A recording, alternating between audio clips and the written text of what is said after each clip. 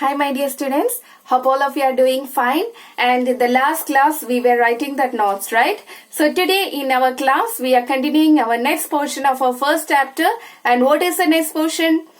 Yes, computer memory. Okay? So I hope all of you have written the notes and sent it to me. If there is any person to send the notes, please do it fast. Don't make me to write your names in your class group. If I put your names in your class group, what will happen? All will see that. Okay? ഞാൻ മിസ്സിന് notes ഇനി send ചെയ്യാൻ ആരെങ്കിലും ഉണ്ടെങ്കിൽ എത്രയും പെട്ടെന്ന് send ചെയ്യുക. അല്ലെങ്കിൽ മിസ് എന്ത് ചെയ്യേണ്ടി വരും? പേരുകള് ക്ലാസ് ഗ്രൂപ്പിൽ ഇടേണ്ടി വരും. ക്ലാസ് ഗ്രൂപ്പിൽ പേരിട്ടാൽ ബാക്കി ടീച്ചേഴ്സും നമ്മുടെ സിസ്റ്ററും എല്ലാവരും കാണും. അല്ലെ? അതിനേക്കാൾ നല്ലത് എന്താണ്? ഇനി നോട്ട്സ് ആരെങ്കിലും സെൻഡ് ചെയ്യാനുണ്ടെങ്കിൽ എത്രയും വേഗം സെൻഡ് ചെയ്യും. ഓക്കെ? അപ്പൊ നമ്മള് പ്രിന്റേഴ്സ് വരെ എല്ലായിരുന്നോ പഠിച്ചത്? പ്രിന്റേഴ്സ് വരെ എല്ലാരും പഠിച്ചിട്ടുണ്ടല്ലോ. പഠിച്ചിരിക്കണം കേട്ടോ. അടുത്തത് കമ്പ്യൂട്ടർ മെമ്മറി. നോക്കിക്കേ, നമ്മൾ ഹ്യൂമൻ ബീയിങ്സിന്, നമുക്ക് മനുഷ്യർക്ക് എല്ലാവർക്കും മെമ്മറി ഉണ്ട് അല്ലെ? അതുകൊണ്ടാണ് നമ്മൾ ചിന്തിക്കുന്നത്, നമ്മൾ പഠിക്കുന്ന കാര്യങ്ങളൊക്കെ ഓർത്തിരുന്ന് നമ്മൾ എക്സാം എഴുതുന്നതൊക്കെ എന്തുകൊണ്ടാണ്? നമുക്ക് മെമ്മറി ഉള്ളത് കൊണ്ട് ആണല്ലോ. അതേപോലെ തന്നെ നമ്മളുടെ കമ്പ്യൂട്ടറിനും എന്തുണ്ട്? മെമ്മറി ഉണ്ട്. അപ്പൊ ഈ കമ്പ്യൂട്ടറിനകത്തുള്ള കമ്പ്യൂട്ടർ മെമ്മറി ഉപയോഗിച്ചിട്ടാണ് കമ്പ്യൂട്ടർ എന്ത് ചെയ്യുന്നത്? നമ്മൾ അങ്ങോട്ട് കൊടുക്കുന്ന ഡേറ്റാസും അല്ലെങ്കിൽ ഇൻഫർമേഷൻസും എല്ലാം സ്റ്റോർ ചെയ്ത് വെക്കുന്നത് എങ്ങനെയാ? ഈ കമ്പ്യൂട്ടർ മെമ്മറി ഉള്ളത് കൊണ്ടാണ് കമ്പ്യൂട്ടർ എന്ത് ചെയ്യുന്ന എല്ലാ കാര്യങ്ങളും അതിനകത്ത് സ്റ്റോർ ചെയ്ത് വെക്കുന്നത്. ഓക്കെ, ഇനി കമ്പ്യൂട്ടർ മെമ്മറി എന്ന് പറയുന്ന രണ്ട് ടൈപ്പ് മെമ്മറീസ് ഉണ്ട്. ഒന്ന് internal memory. Okay, first memory ഏതാണ്? Internal memory. Okay, next memory എന്താണ്? External memory. First memory is known as internal memory and second memory is known as external memory. Internal എന്ന വേർഡിന്റെ അർത്ഥം എന്താ? ഉള്ളിലുള്ളത്. എക്സ്റ്റേണൽ എന്ന് പറഞ്ഞാൽ എന്താ? പുറമേ ഉള്ളത്. അപ്പൊ അത് തന്നെയാണ് ഇതിന്റെ അർത്ഥം. ഇന്റേണൽ മെമ്മറി എന്ന് പറഞ്ഞാൽ കമ്പ്യൂട്ടറിന്റെ ഉള്ളിലുള്ള മെമ്മറീസിനെയാണ് നമ്മൾ എന്ത് പറയുന്നത്? Internal memory. കമ്പ്യൂട്ടറിന് പുറത്തുള്ള മെമ്മറിയാണ് നമ്മൾ എന്ത് പറയുന്നത്? External memory. ഇനി നമ്മൾ ആദ്യം പഠിക്കാൻ പോകുന്നത് ഇന്റേണൽ മെമ്മറിയെ കുറിച്ചാണ് നമ്മൾ പഠിക്കാനായിട്ട് പോകുന്നത്. ഇന്റേണൽ മെമ്മറിയുടെ മറ്റൊരു പേരാണ് പ്രൈമറി മെമ്മറി. എന്താ? ഇന്റേണൽ മെമ്മറിയുടെ മറ്റൊരു പേരാണ് പ്രൈമറി മെമ്മറി. പ്രൈമറി മീൻസ് നമ്മുടെ കമ്പ്യൂട്ടറിനകത്തെ ഏറ്റവും ഇമ്പോർട്ടന്റ് ആയിട്ടുള്ള മെമ്മറിയാണ് പ്രൈമറി മെമ്മറി അല്ലെങ്കിൽ ഇന്റേണൽ മെമ്മറി എന്ന് പറയുന്നത്. ഇന്റേണൽ മെമ്മറി രണ്ട് ടൈപ്പ് ഉണ്ട്, റാമും റോമും. ഏതൊക്കെയാണ്? RAM and ROM. ആദ്യം നമ്മൾ പഠിക്കാൻ പോകുന്നത് റാമിനെ കുറിച്ചാണ് പഠിക്കാൻ പോകുന്നത്. ഈ റാം എന്ന് പറഞ്ഞാല് ശരിക്കും ഒരു വലിയ വേർഡിന്റെ ഷോർട്ട് ഫോം ആണ് റാം എന്ന് പറയുന്നത്. ആ വലിയ വേർഡ് എന്താ നോക്കിയാലോ. നോക്കിയേ, റാം എന്ന് പറഞ്ഞാൽ റാൻഡം ആക്സസ് മെമ്മറി. നിങ്ങളുടെ ടെക്സ്റ്റ് ബുക്കിൽ കൊടുത്തിട്ടുണ്ട് റാൻഡം ആക്സസ് മെമ്മറി. ഞാൻ നോക്കിയേ, റാൻഡം ആക്സസ് മെമ്മറി. ആദ്യം റീഡ് ഒൺലി മെമ്മറിയാണ് മിസ്, പക്ഷെ റാൻഡം ആക്സസ് മെമ്മറിയാണ് ആദ്യം പറയാനായിട്ട് പോകുന്നത്, റാം എന്ന്. ഓക്കെ, അപ്പം ഈ റാം എന്ന് പറഞ്ഞാല് ശരിക്കും നമ്മളിപ്പോ എന്തെങ്കിലും ഒരു കാൽക്കുലേഷൻ മാത്സ് മിസ് നിങ്ങൾക്ക് തരുവാണെന്ന് കരുതുക, അല്ലെങ്കിൽ എന്തെങ്കിലും ഒരു കാര്യം ചിന്തിക്കാനായിട്ട് തരുവാണെങ്കിൽ, ഫോർ എക്സാമ്പിൾ 2+3 ആഡ് ചെയ്യാനായിട്ട് തരുമ്പോൾ നമ്മളുടെ മെമ്മറി യൂസ് ചെയ്തിട്ട് 2+3 നമ്മൾ ആഡ് ചെയ്യുന്നു, അതിന്റെ റിസൾട്ട് 5 എന്ന് കിട്ടുന്നു. അത് കിട്ടിക്കഴിഞ്ഞാൽ പിന്നെ നമ്മൾ ആ മെമ്മറിക്കകത്ത് അത് സ്റ്റോർ ചെയ്ത് വെക്കുവോ? ഇല്ല, നമ്മൾ അടുത്തയിലേക്ക് പോവാം. അങ്ങനെ ഓരോ കാര്യങ്ങളും നമ്മൾ ചെയ്യണമെങ്കിൽ നമ്മളുടെ മെമ്മറിയും കൂടെ നമുക്ക് ആവശ്യമാണ് അത് ചെയ്യാനായിട്ട്, അല്ലെ? അതേപോലെ കമ്പ്യൂട്ടറിന് ഫംഗ്ഷൻ ചെയ്യണമെങ്കിൽ, അത് നമ്മൾ കൊടുക്കുന്ന കാര്യങ്ങളൊക്കെ അതിന് നോർമലി ഫംഗ്ഷൻ ചെയ്യണമെങ്കിൽ ആ സമയത്ത് അതിനൊരു മെമ്മറി വേണം, അല്ലെ? താൽക്കാലികമായിട്ട് സ്റ്റോർ ചെയ്ത് വെക്കാനും പിന്നീട് അത് എടുത്ത് ചെയ്യാനൊക്കെ എന്ത് വേണം? ഒരു മെമ്മറി വേണം. ആ മെമ്മറിയാണ് നമ്മൾ എന്ത് പറയുന്നത്? റാം മെമ്മറി എന്ന് പറയുന്നത്. ഓക്കെ, അതുകൊണ്ട് തന്നെ ആ ഒരു പ്രോഗ്രാം ചെയ്യുമ്പോൾ അല്ലെങ്കിൽ ആ ഒരു സമയത്ത് മാത്രമേ അത് റാം മെമ്മറി ആവശ്യമുള്ളൂ, അല്ലാത്തപ്പോ അതിന് റാം മെമ്മറിയുടെ ആവശ്യമില്ല. അതുകൊണ്ട് നമ്മൾ ഈ പറഞ്ഞ പോലെ 2+3 നമ്മൾ ആഡ് ചെയ്ത് കഴിഞ്ഞാൽ നമ്മൾ അതിന്റെ മെമ്മറിയിൽ നിന്ന്, ഇപ്പൊ ഫോർ എക്സാമ്പിൾ നിങ്ങളുടെ എക്സാം തന്നെ, എക്സാമിന്റെ ടൈമിൽ എക്സാം എഴുതുന്നതിന് വേണ്ടി നിങ്ങൾ ക്വസ്റ്റ്യൻ ആൻസേഴ്സ് ഒക്കെ പഠിച്ചു വെച്ചു, നിങ്ങൾ എക്സാം എഴുതി കഴിയുന്ന തന്നെ പിന്നെ നിങ്ങൾ ഓർക്കുവോ? ഇല്ല, പിന്നെ നമ്മൾ അടുത്തയിലേക്കാണ് പോകുന്നത്. അതേപോലെ കമ്പ്യൂട്ടർ ഇപ്പൊ ഒരു കാര്യം ചെയ്തു കഴിഞ്ഞാൽ ഇപ്പൊ റാം മെമ്മറിക്കകത്ത് ഉപയോഗിച്ചിരുന്ന അല്ലെങ്കിൽ സ്റ്റോർ ചെയ്തിരുന്ന എല്ലാം എന്താണ് അതിന് നഷ്ടപ്പെട്ടു പോകും. എന്ന് വെച്ചാൽ കമ്പ്യൂട്ടർ ഓൺ ആക്കി നമ്മൾ ഓഫ് ചെയ്യുന്നത് വരെ മാത്രമേ റാം മെമ്മറി എന്ത് ചെയ്യത്തുള്ളൂ, ഫംഗ്ഷൻ ചെയ്യത്തുള്ളൂ. അത് ഓഫ് ആയി കഴിഞ്ഞാൽ റാം മെമ്മറിക്കകത്ത് നമ്മൾ അത്രയും നേരം സ്റ്റോർ ചെയ്ത് വെച്ചിരിക്കുന്ന എല്ലാം എന്തായി പോവും, റേസ് ആയി പോവും, അതായത് റബ്ബായി പോവും, ക്ലിയർ ആയി പോവും. മനസ്സിലായോ? അതുകൊണ്ട് റാം മെമ്മറിക്കകത്ത് നമുക്ക് പെർമനന്റ് ആയിട്ട് ഒരിക്കലും ഡേറ്റ സ്റ്റോർ ചെയ്യാൻ പറ്റില്ല. നമ്മൾ ടെമ്പററി ആയിട്ട് മാത്രമേ അതിനകത്ത് ഡേറ്റ സ്റ്റോർ ചെയ്ത് വെക്കത്തുള്ളൂ. പിടികിട്ടിയോ? അതേസമയം റോം മെമ്മറി, അടുത്ത മെമ്മറി ആണ് റോം മെമ്മറി എന്ന് പറയുന്നത്. റോം എന്ന് പറഞ്ഞാൽ റീഡ് ഒൺലി മെമ്മറി, അതാണ് റോം മെമ്മറി എന്ന് പറയുന്നത്. ഇപ്പൊ നോക്കി, നമ്മൾ ഉറങ്ങിക്കിടക്കുന്ന സമയത്ത് നമ്മളുടെ അമ്മമാര് വന്ന് എഴുന്നേൽപ്പിക്കുന്നുണ്ട്, നമ്മൾ ഒന്ന് ഉണർന്നൊക്കെ വരുന്നതിന് വേണ്ടി കുറച്ച് ടൈമൊക്കെ എടുക്കത്തില്ലേ? അതേപോലെ നമ്മളുടെ കമ്പ്യൂട്ടർ സ്വിച്ച് ഓഫ് ആയിരിക്കുന്ന സമയത്ത് എന്താണ് സംഭവിക്കുന്നത്? സ്വിച്ച് ഓഫ് ആയിരിക്കുമ്പോൾ അത് ഒന്നും ചെയ്യാതെ ഇങ്ങനെ ഇരിക്കുകയാണ്. നമ്മൾ അങ്ങോട്ട് പവർ സപ്ലൈ കൊടുക്കുന്നുണ്ട്, അതൊന്ന് വേക്കപ്പ് ആയി വരണം. എല്ലാ ഡിവൈസുകളെ എന്താണ് നോർമൽ മോഡിലേക്ക്, നോർമൽ ഫങ്ഷനിങ് മോഡിലേക്ക് അത് കൊണ്ടുവരണം അല്ലെ? എല്ലാത്തിനും ഉണർത്തിക്കൊണ്ടൊക്കെ വരണ്ടേ? അങ്ങനെ ഉണർത്തിക്കൊണ്ട് വരുന്നതിന് നമുക്കിപ്പം എല്ലാം കൈയൊക്കെ ഒന്ന് വലിച്ചു നിവർത്തി കാലൊക്കെ നിവർത്തിയാണ് നമ്മൾ എഴുന്നേക്കുന്നത്. പക്ഷെ കമ്പ്യൂട്ടറിന് എന്താണ്, കൈയും കാലും ഒക്കെ വലിച്ചു നിവർത്താൻ പറ്റുമോ? പറ്റത്തില്ല. അപ്പൊ അതിനെന്താണ്, അതെല്ലാം ഫംഗ്ഷൻ ചെയ്യുന്നത് നമ്മൾ കൊടുക്കുന്ന ഇൻസ്ട്രക്ഷൻസ് വെച്ചിട്ടാണ് അത് ഫംഗ്ഷൻ ചെയ്യുന്നത്. അപ്പൊ ഈ കമ്പ്യൂട്ടറിനെ ഓൺ ആക്കുന്ന സമയത്ത് അതിന് നോർമൽ മോഡിലേക്ക്, ഫംഗ്ഷനിങ് മോഡിലേക്ക് വരുന്നതിന് വേണ്ടി കുറച്ച് ഇൻസ്ട്രക്ഷൻസ് അതിന് ആവശ്യമാണ്. ആ ഇൻസ്ട്രക്ഷൻസ് സ്റ്റോർ ചെയ്ത് വെച്ചിരിക്കുന്ന മെമ്മറിയാണ് ഏത്, ഈ റോം മെമ്മറി എന്ന് പറയുന്നത്. മനസ്സിലായോ? അങ്ങനെയുള്ള ഇൻസ്ട്രക്ഷൻസ് സ്റ്റോർ ചെയ്ത് വെക്കുന്ന മെമ്മറിയാണ് നമ്മൾ റോം മെമ്മറി എന്ന് പറയുന്നത്. അതുകൊണ്ടാണ് അതിനെ റീഡ് ഒൺലി മെമ്മറി. കാരണം നമ്മൾ ആ കമ്പ്യൂട്ടർ ഓൺ ആക്കി വരുമ്പോൾ മാത്രമേ ഈ മെമ്മറിക്കകത്തുള്ള ഇൻസ്ട്രക്ഷൻസ് നമുക്ക് ആവശ്യമുള്ളൂ അല്ലെ? അത് കഴിഞ്ഞാൽ ഇതിനകത്തുള്ളത് വേണ്ട. പക്ഷെ അത് വളരെ അത്യാവശ്യമാണ്. കാരണം ഇത് ഉണർന്നു വന്നില്ലെങ്കിൽ നമുക്ക് എന്തെങ്കിലും ചെയ്യാൻ പറ്റുമോ? പറ്റത്തില്ല. അതുകൊണ്ട് ഇതിനകത്ത് സ്റ്റോർ ചെയ്തിരിക്കുന്ന ഇൻസ്ട്രക്ഷൻ എന്ന് പറഞ്ഞാൽ റീഡ് ഒൺലിയാണ്. നമുക്ക് ആ സമയത്ത് റീഡ് ചെയ്തെടുക്കാൻ മാത്രമേ പറ്റൂ. അതിനകത്ത് നമുക്ക് ഒരു മോഡിഫിക്കേഷനോ അതിനകത്ത് സ്റ്റോർ ചെയ്തേക്കുന്ന ഇൻസ്ട്രക്ഷൻ നമുക്ക് എറേസ് ചെയ്ത് കളയാനോ വേറെ എന്തെങ്കിലുമൊക്കെ എഴുതി വെക്കാനോ ഒന്നും നമുക്ക് പറ്റത്തില്ല. മനസ്സിലായോ?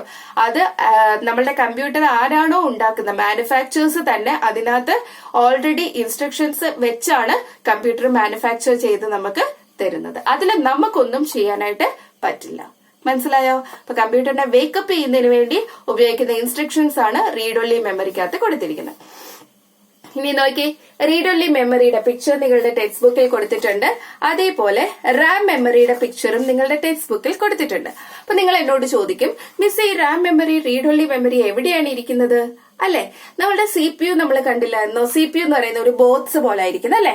ആ ബോക്സ് നമ്മൾ ഓപ്പൺ ചെയ്യുന്നുണ്ട്, അതിനകത്ത് കാണാം നമുക്ക് ഈ രണ്ട് മെമ്മറീസ്. ഓക്കെ, അതുകൊണ്ടാണ് ആ CPU ഉള്ളിലിരിക്കുന്നത് കൊണ്ടാണ് നമ്മൾ എന്ത് പറയുന്നത്, ഈ രണ്ട് മെമ്മറീസ് എന്ന് പറയുന്നത് ഇന്റേണൽ മെമ്മറി ആണെന്ന് നമ്മൾ പറഞ്ഞത്. ഓക്കെ, ഇനി അടുത്ത മെമ്മറി ഏതാണ്? External memory. എക്സ്റ്റേണൽ മെമ്മറി എന്ന് പറഞ്ഞാല് നിങ്ങൾക്കറിയാം, CD കണ്ടിട്ടുണ്ടല്ലോ, ഫ്ലോപ്പി ഡിസ്ക്. ചിലർ കണ്ടിട്ടുണ്ടാവും, ചിലർ കണ്ടിട്ടുണ്ടാവില്ല. ഫ്ലോപ്പി ഡിസ്ക് എന്ന് പറയുന്നത് ഇതാണ് ഫ്ലോപ്പി ഡിസ്ക്, CD അല്ലെങ്കിൽ DVD, ഹാർഡ് ഡിസ്ക്. ഇങ്ങനെയുള്ള മെമ്മറീസിനെയാണ് നമ്മൾ എന്ത് പറയുന്നത്? യെസ്, എക്സ്റ്റേണൽ മെമ്മറി എന്ന് പറയുന്നത്. പിടികിട്ടിയോ? അപ്പോ എക്സ്റ്റേണൽ മെമ്മറിക്കകത്ത് അതേപോലെ നമ്മളുടെ മറ്റേ പെൻഡ്രൈവ് ഉണ്ടല്ലോ, USB, ഇതെല്ലാം എന്താണ്? External memories. അതെന്ന് പറഞ്ഞാൽ എന്താ? കമ്പ്യൂട്ടറിന്റെ പുറത്തല്ല, നമ്മള് നമ്മുടെ കൈ വെച്ചുകൊണ്ട് നടക്കുന്ന ഒരു സ്ഥലത്ത് നിന്ന് മറ്റൊരു സ്ഥലത്തേക്ക് നമുക്ക് കൊണ്ടുപോകാനായിട്ട് പറ്റും. അതേപോലെ അതിനകത്ത് ഒരുപാട് ഡേറ്റാസ് ഭയങ്കര സ്റ്റോറേജ് കപ്പാസിറ്റിയാണ് ഈ എക്സ്റ്റേണൽ മെമ്മറിക്ക് ഉള്ളത്. എന്തുകൊണ്ടാണ് അതിന് എക്സ്റ്റേണൽ മെമ്മറി എന്ന് പറയുന്നത്? കമ്പ്യൂട്ടറിന്റെ പുറത്താണ് അതിരിക്കുന്നത് അല്ലെ? നമ്മളുടെ കയ്യിൽ നമ്മൾ എടുത്തിട്ട് നമുക്ക് ആവശ്യമുള്ളപ്പോൾ നമ്മൾ കമ്പ്യൂട്ടറിലേക്ക് കണക്ട് ചെയ്ത് അതിൽ നിന്നും നമ്മൾ സിനിമ കാണാറുണ്ട്, പാട്ട് കേൾക്കാറുണ്ട്, അങ്ങനെയൊക്കെയല്ലേ നമ്മൾ ചെയ്യുന്നത്.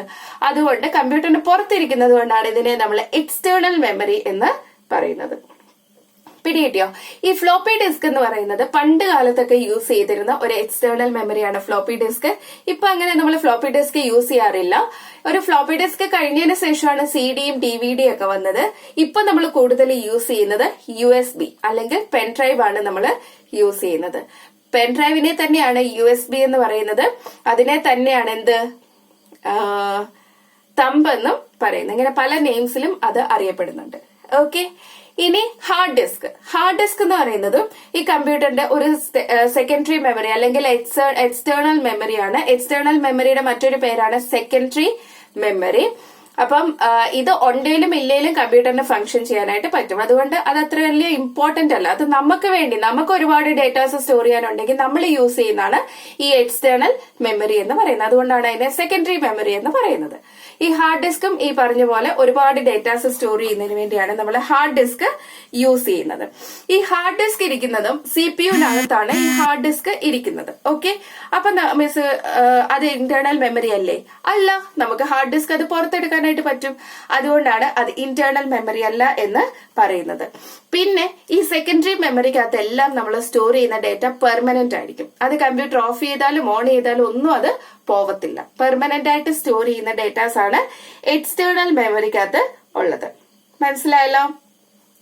ഇനി നമ്മളുടെ CD എന്ന് പറയുന്നത് ഫ്ലോപ്പി ഡിസ്ക്. നോക്കിയേ, ഫ്ലോപ്പി ഡിസ്ക് എന്ന് പറയുന്ന ഡേറ്റാസ് ഒക്കെ സ്റ്റോർ ചെയ്യുന്നതിന് വേണ്ടിയാണ് നമ്മൾ യൂസ് ചെയ്യുന്നത്.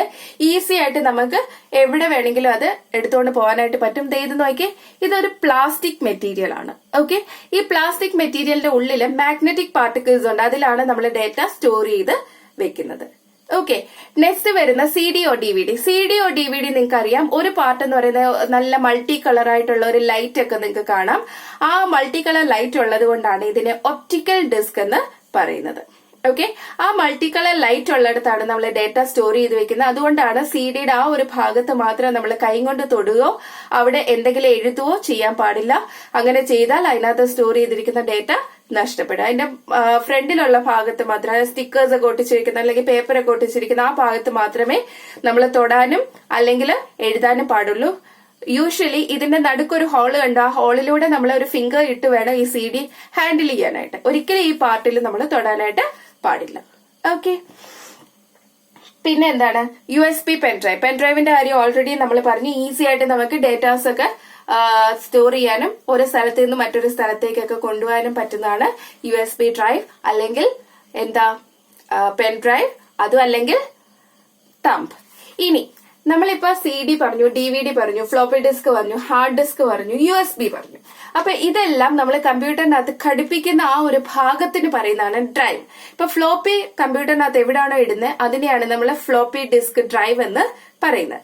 അതേപോലെ CD എവിടെയാണോ ഇടുന്നത് അതിനെ നമ്മൾ CD ഡിസ്ക് ഡ്രൈവ് എന്നാണ് പറയുന്നത്. നെക്സ്റ്റ് DVD ആണെങ്കിൽ DVD disk drive, hard disk ആണെങ്കിൽ hard disk drive, and USB ആണെങ്കിൽ USB drive. Is it clear?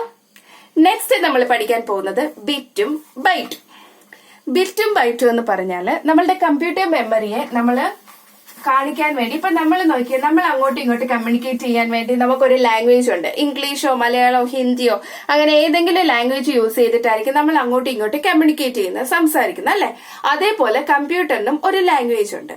ആ ലാംഗ്വേജിന് പറയുന്ന പേരാണ് മെഷീൻ ലാംഗ്വേജ് അല്ലെങ്കിൽ കമ്പ്യൂട്ടർ ലാംഗ്വേജ്.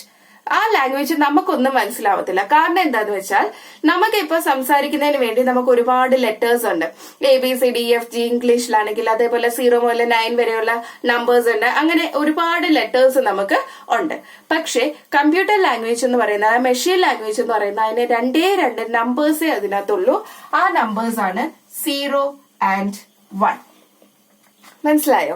അപ്പൊ ഇത് എങ്ങനെയാണ് ഫോം ചെയ്യുന്നത്? ഈ 0ഉം 1ഉം പല രീതിയിൽ കമ്പൈൻ ചെയ്തിട്ടാണ് എന്ത് ചെയ്യുന്നത്, അത് സെന്റൻസുകളും വേർഡ്സും ഒക്കെ ഫോം ചെയ്യുന്നത്. അപ്പൊ നോക്കിയേ, ഈ 0 എന്ന് പറയുന്നതിനെ നമ്മൾ ഒരു ബിറ്റ് എന്നാണ് പറയുന്നത്. 0 എന്ന് പറയുന്നത് ഒരു ബിറ്റ്, 1 എന്ന് പറഞ്ഞാല് ഒരു ബിറ്റ്. അപ്പൊ ഒരു നമ്പറിനെ ആണ് നമ്മൾ എന്ത് പറയുന്നത്, ഒരു ബിറ്റ് എന്ന് പറയുന്നത്. നമ്പർ എന്ന് പറയുമ്പോൾ 2, 3, 4 അതൊന്നും വരത്തില്ല. 0ഉം 1ഉം മാത്രമേ കമ്പ്യൂട്ടറിനകത്തുള്ളൂ. ആ കമ്പ്യൂട്ടർ, അതായത് കമ്പ്യൂട്ടറിന്റെ ഉള്ളിൽ കമ്പ്യൂട്ടറിന് മനസ്സിലാവുന്ന ലാംഗ്വേജ്. ഓക്കെ, അപ്പൊ 0 എന്ന് പറയുന്നത് ഒരു ബിറ്റ്, 1 എന്ന് പറയുന്നത് മറ്റൊരു ബിറ്റ്. മനസ്സിലായോ? ഇനി ഇതേപോലത്തെ 8 ബിറ്റുകൾ ചേരുന്നതാണ് ഒരു ബൈറ്റ് എന്ന് പറയുന്നത്. അതായത് ഈ 0ഉം 1ഉം ഏതെങ്കിലും രീതിയിൽ 8 ബിറ്റുകൾ ചേർത്ത് ഫോം ചെയ്യാം. For example 1 0 0 1 0 1 എത്രണ്ണമായി? 1 2 3 4 5 6 7 8. ഇതേ നോക്കിയേ. ഇനി ഇത് നിങ്ങൾക്ക് എങ്ങനെ വേണമെങ്കിലും എഴുതാം. 1 1 കണ്ട, എങ്ങനെ വേണമെങ്കിലും നമുക്ക് 0യും 1ഉം മാറ്റി മാറ്റി എഴുതി കോമ്പിനേഷൻ. ഇപ്പൊ ഇവിടെ എത്ര എണ്ണം ഉണ്ട്? 1 2 3 4 5 6 7 8. ഒരു 1 എന്ന് പറയുന്ന ഒരു ബിറ്റാണ്, ഒരു 0 എന്ന് പറയുന്ന ഒരു ബിറ്റാണ്. അപ്പൊ നോക്കിയേ, ഇവിടെ 8 ബിറ്റുകൾ ചേർന്നിട്ടില്ലേ? ഇവിടെ 8 ബിറ്റുകളാണ് വന്നിരിക്കുന്നത്. ഇങ്ങനെയുള്ള 8 ബിറ്റുകൾ ചേരുന്നതിനെയാണ് നമ്മൾ എന്ത് പറയുന്നത്? ഒരു ബൈറ്റ് എന്ന് പറയുന്നത്. പിടികിട്ടിയോ? So combination of 8 bits is known as a byte. Understood? ഇനി നമ്മളുടെ കമ്പ്യൂട്ടർ മെമ്മറിയെ നമ്മൾ മെഷർ ചെയ്യുന്നത്, അളക്കുന്നത് ഈ ബിറ്റ്സിന്റെയും ബൈറ്റ്സിന്റെയും ഒക്കെ യൂണിറ്റ് വെച്ചിട്ടായിരിക്കും നമ്മൾ എന്ത് ചെയ്യുന്നത്? കമ്പ്യൂട്ടർ മെമ്മറി ഇത്രയും ബൈറ്റ് ആണ് അല്ലെങ്കിൽ ഇത്രയും ബിറ്റ് ആണ് എന്നായിരിക്കും നമ്മൾ മെഷർ ചെയ്യുന്നത്. ഓക്കെ, അതിന് എന്തുമാത്രം ബൈറ്റുകൾ സ്റ്റോർ ചെയ്യാൻ പറ്റും അല്ലെങ്കിൽ എത്ര ബിറ്റ് സ്റ്റോർ ചെയ്യാൻ പറ്റും എന്നൊക്കെ ആയിരിക്കും നമ്മൾ പറയുന്നത്. പക്ഷെ ഇത് രണ്ടും മാത്രമല്ല കേട്ടോ, ഇനിയുണ്ട്. ഇതേ നോക്കിയേ, 8 ബിറ്റുകൾ ചേരുന്നതാണ് ഒരു ബൈറ്റ് എന്ന് പറയുന്നത്. 1024 ബൈറ്റ് ചേരുന്നതാണ് ഒരു കിലോ ബൈറ്റ്. കിലോ ബൈറ്റിനെ റെപ്രസെന്റ് ചെയ്യുന്നത് KB. 1024 ബൈറ്റുകൾ ചേരുമ്പോഴാണ് ഒരു കിലോ ബൈറ്റ് എന്ന് ഫോം ചെയ്യുന്നത്. ഓക്കെ, ഇനി 1024 കിലോ ബൈറ്റുകൾ ചേരുന്നതാണ് megabyte. That is MB form ചെയ്യുന്നത്. ഒരു മെഗാബൈറ്റ് ഫോം ചെയ്യണമെങ്കിൽ 1024 കിലോ ബൈറ്റുകൾ ചേരണം. ഓക്കെ, ഇനി 1024 മെഗാബൈറ്റ് ചേരുന്നതാണ് 1 ജിഗാബൈറ്റ് എന്ന് പറയുന്നത്, GB. ആൻഡ് 1024 ജിഗാബൈറ്റ് ചേരുന്നതാണ് 1 ടെറാബൈറ്റ് എന്ന് പറയുന്ന TB. പിടികിട്ടിയോ? അപ്പൊ നമ്മള് കമ്പ്യൂട്ടർ മെമ്മറി നമ്മൾ പറയുന്ന സമയത്ത് ഇതിന്റെ കപ്പാസിറ്റി വെച്ചിട്ടായിരിക്കും നമ്മൾ പറയുന്നത്. അതായത് ഇപ്പം 4 MB ഉണ്ട് അല്ലെങ്കിൽ 3 GB ഉണ്ട് എന്നൊക്കെ നമ്മൾ പറയത്തില്ലേ? അതാണ്, ഈ യൂണിറ്റുകൾ വെച്ചിട്ടാണ് നമ്മൾ കമ്പ്യൂട്ടറിന്റെ മെമ്മറിയെ മെഷർ ചെയ്യുന്നത്. പിടികിട്ടിയോ? അതാണ് കമ്പ്യൂട്ടർ മെമ്മറി എന്ന് പറയുന്നത്. ഇനി നമുക്ക് 8 ബിറ്റുകൾ ചേർന്ന് ഒരു ബൈറ്റ് വേണം. നമ്മളുടെ ലാംഗ്വേജിലെ ഒരു ലെറ്റർ, അതായത് ഇപ്പൊ A എന്ന് പറയുന്ന ഒരു ലെറ്ററിനെ കമ്പ്യൂട്ടറിനകത്തോട്ട് അടുക്കുന്നുണ്ട്. കമ്പ്യൂട്ടറിന് അത് മനസ്സിലാവത്തില്ല. ഈ A എന്ന് പറയുന്നത് നമ്മുടെ ലാംഗ്വേജ് കമ്പ്യൂട്ടറിന് മനസ്സിലാവത്തില്ല. അപ്പൊ അത് എന്തായിട്ട് മാറ്റണം? മെഷീൻ ലാംഗ്വേജ് ആയിട്ട് മാറ്റണം. അപ്പൊ ഈ A എന്ന് പറയുന്ന ഒരു ലെറ്ററിനെ റെപ്രസെന്റ് ചെയ്യാൻ അതിന് ഒരു ബൈറ്റ് വേണം, അതായത് 8 ബിറ്റുകൾ വേണം. പിടികിട്ടിയോ? അതാണ് ബിറ്റ് ആൻഡ് ബൈറ്റ് എന്ന് പറയുന്നത്. നെക്സ്റ്റ് ടോപ്പിക് ആണ് മൈക്രോ പ്രോസസർ. മൈക്രോ പ്രോസസർ എന്ന് പറഞ്ഞാൽ നമ്മളുടെ CPU നമ്മൾ കണ്ടു, ഒരു വലിയ ബോക്സ് ആണ് അല്ലെ? ശരിക്കും CPU എന്ന് പറയുന്ന ആ വലിയ ബോക്സ് അല്ല CPU എന്ന് പറയുന്നത്. നോക്കിയേ, നിങ്ങളുടെ ഈ ടെക്സ്റ്റ് ബുക്കിൽ കൊടുത്തിരിക്കുന്ന ഈ സാധനമാണ് CPU എന്ന് പറയുന്നത്, സെൻട്രൽ പ്രോസസിംഗ് യൂണിറ്റ് എന്ന് പറയുന്നത്. ഇതിനെയാണ് നമ്മൾ മൈക്രോ പ്രോസസർ എന്ന പേരിൽ അറിയപ്പെടുന്നത്. ഈ ഒരു ചെറിയ ചിപ്പ്, ആ ഒരു സാധനത്തിന്, ആ ചെറിയ സാധനത്തിനെയാണ് നമ്മൾ മൈക്രോ പ്രോസസർ എന്ന് പറയുന്നത്. പക്ഷെ ഈ ഒരു സാധനം ഇല്ലാതെ കമ്പ്യൂട്ടർ വർക്ക് ചെയ്യത്തേയില്ല. ഇതില്ലെങ്കിൽ കമ്പ്യൂട്ടറിന് ഒന്നും ചെയ്യാനായിട്ട് പറ്റില്ല. അതുകൊണ്ട് കമ്പ്യൂട്ടറിന്റെ മറ്റേത് ഭാഗത്തിനേക്കാൾ ഏറ്റവും ഇമ്പോർട്ടന്റ് ആയിട്ടുള്ള ഭാഗമാണ് മൈക്രോ പ്രോസസർ. ഇത് നമ്മൾ പറഞ്ഞ CPU എന്ന് പറഞ്ഞ വലിയ ബോക്സിനകത്താണ് അടങ്ങിയിരിക്കുന്നത്. അതുകൊണ്ടാണ് ആ ഒരു ബോക്സിനെ നമ്മൾ CPU എന്ന പേരിൽ അറിയപ്പെടുന്നത്. ഇതൊരു മെയിൻ പാർട്ടും കൂടെ ആയതുകൊണ്ടാണ് നമ്മൾ അതിനെ CPU എന്ന് വിളിക്കുന്നത്. ഇതാണ് ശരിക്കും CPU എന്ന് പറയുന്നത്. നമ്മളുടെ കമ്പ്യൂട്ടറിനകത്തുള്ള അരിത്തമെറ്റിക് ഓപ്പറേഷൻസ് ഏതൊക്കെയാ? എഡീഷൻ, സബ്ട്രാക്ഷൻ, മൾട്ടിപ്ലിക്കേഷൻ, ഡിവിഷൻ തുടങ്ങിയ അരിത്തമെറ്റിക് ഓപ്പറേഷൻസോ ലോജിക്കൽ ഓപ്പറേഷൻസ് ഏതൊക്കെയാ? Greater than, less than. ഇപ്പൊ 2 നമ്പേഴ്സിൽ ഏതാണ് ഗ്രേറ്റർ, ഏതാണ് ലെസർ എന്നൊക്കെ നമ്മൾ നോക്കത്തില്ലേ? അങ്ങനെയുള്ള ഓപ്പറേഷൻസ് എല്ലാം എന്ത് കമ്പ്യൂട്ടർ ഫംഗ്ഷൻ ചെയ്യണമെങ്കിൽ ഈ മൈക്രോ പ്രോസസർ അതിന് ആവശ്യമാണ്. പിടികിട്ടിയോ? അതാണ് main part of the computer. It is also known as CPU. ഇനി ഈ മൈക്രോ പ്രോസസറിനെയാണ് നമ്മൾ കമ്പ്യൂട്ടറിന്റെ ബ്രെയിൻ എന്ന് അറിയപ്പെടുന്നതും ഈ മൈക്രോ പ്രോസസർ ആണ്. ഓക്കെ, ഇനി ഇതിനകത്ത് 2 ഭാഗങ്ങളാണ് ഉള്ളത്. ഏതൊക്കെയാണ് 2 പാർട്സ്?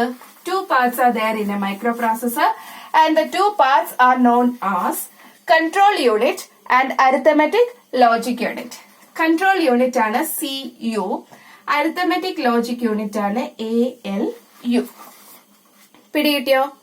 ഇതിനകത്ത് കൺട്രോൾ യൂണിറ്റ് എന്ന് പറഞ്ഞാല് നമ്മളുടെ കമ്പ്യൂട്ടറിന്റെ എല്ലാ ഭാഗങ്ങളുടെയും കറക്റ്റ് ആയിട്ട് ഫംഗ്ഷൻ ചെയ്യുന്നുണ്ടോ?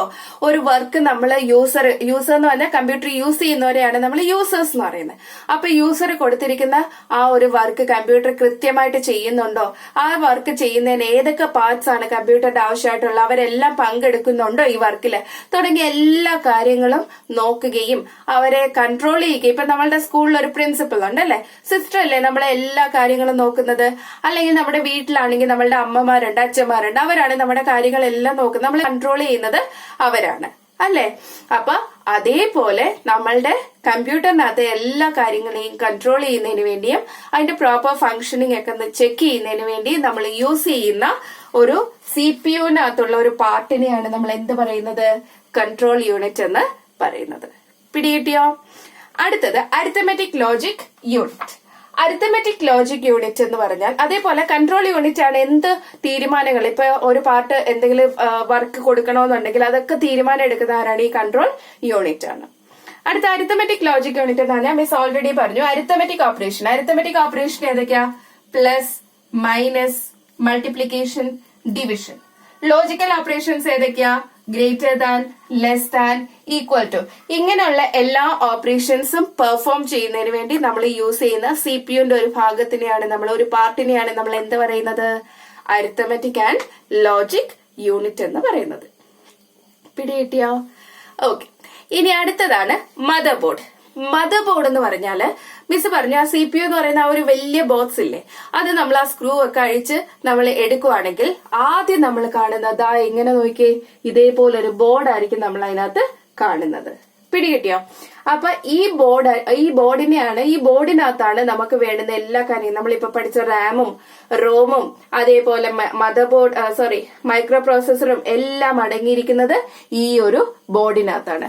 അതേപോലെ നോക്കിയേ, ഈ ബോർഡിനകത്താണ് ഇവിടെ നോക്കി, ഈ ഭാഗം നോക്കിയാൽ നിങ്ങൾക്കറിയാം കുറെ പ്ലഗുകളുണ്ട്. അവിടേക്കാണ് നമ്മൾ കീബോർഡും മൗസും മോണിറ്ററും എല്ലാം ഘടിപ്പിക്കുന്നത്, അതായത് കണക്ട് ചെയ്യുന്നത് ഈ പ്ലഗുകളിലാണ്. അപ്പൊ ഈ മദർ ബോർഡ് എന്ന് പറയുന്നതാണ് ഈ CPU-നകത്ത് അടങ്ങിയിരിക്കുന്ന മെയിൻ ബോർഡ് എന്ന് പറയുന്നത്. സിസ്റ്റം ബോർഡ് എന്നും ഇതിനെ അറിയപ്പെടുന്നുണ്ട്. പിന്നെ നമ്മളുടെ എല്ലാ സർക്യൂട്ടറി, അതായത് കമ്പ്യൂട്ടറിന് ഫംഗ്ഷൻ ചെയ്യാൻ ആവശ്യമായിട്ടുള്ള എല്ലാ കമ്പോണന്റുകളും എല്ലാ സർക്യൂട്ടറിയും എല്ലാം നമ്മൾ ഘടിപ്പിക്കുന്നത്, അതായത് കണക്ട് ചെയ്യുന്നത് ഈ മദർ ബോർഡുമായിട്ടായിരിക്കും കണക്ട് ചെയ്യുന്നത്. ഇതിനകത്താണ് നമ്മളുടെ CPU. ഇത് നോക്കിയേ, നമ്മളുടെ മൈക്രോ പ്രോസസർ ആണ് ഇരിക്കുന്നത്. പിന്നെ ഇവിടെ റാം മെമ്മറിയും റോം മെമ്മറിയും ഒക്കെ ഇതിനകത്ത് നമ്മളിങ്ങനെ ഫിറ്റ് ചെയ്ത് വെക്കും. അപ്പൊ ഇതെല്ലാം അടങ്ങിയിരിക്കുന്നത് ഇതിനകത്താണ്? മദർ ബോർഡ്, അല്ലെങ്കിൽ മദർ ബോർഡിനകത്താണ് അടങ്ങിയിരിക്കുന്നത്. ഇത് കാണണമെന്നുണ്ടെങ്കിൽ ആ CPU ഓപ്പൺ ചെയ്ത് നോക്കാം. ആരും വീട്ടിൽ CPU ഓപ്പൺ ചെയ്തൊന്നും നോക്കരുത്. അതിനകത്ത് അടങ്ങിയിരിക്കുന്ന ഒരു ബോർഡാണ് മദർ ബോർഡ് എന്ന് പറയുന്നത്. പിടികിട്ടിയോ? അപ്പൊ ഇത്രയുമാണ് നമ്മളുടെ ഫസ്റ്റ് ചാപ്റ്റർ. ഇതോടുകൂടി നമ്മളുടെ ഫസ്റ്റ് ചാപ്റ്റർ ക്ലോസ് ചെയ്യാണ്. മിസ് ഇതിന്റെ നോട്ട്സ് തരും. സോ എല്ലാവരും നോട്ട്സ് എഴുതണം, മിസ്സിന് സെൻഡ് ചെയ്ത് തരണം. ഓക്കെ, ലാഗിങ് ഒന്നും വരുത്തരുത്. അപ്പൊ എല്ലാവരും സേഫ് ആയിട്ടിരിക്കുക. Be safe, take care. So we will see in the next class. By.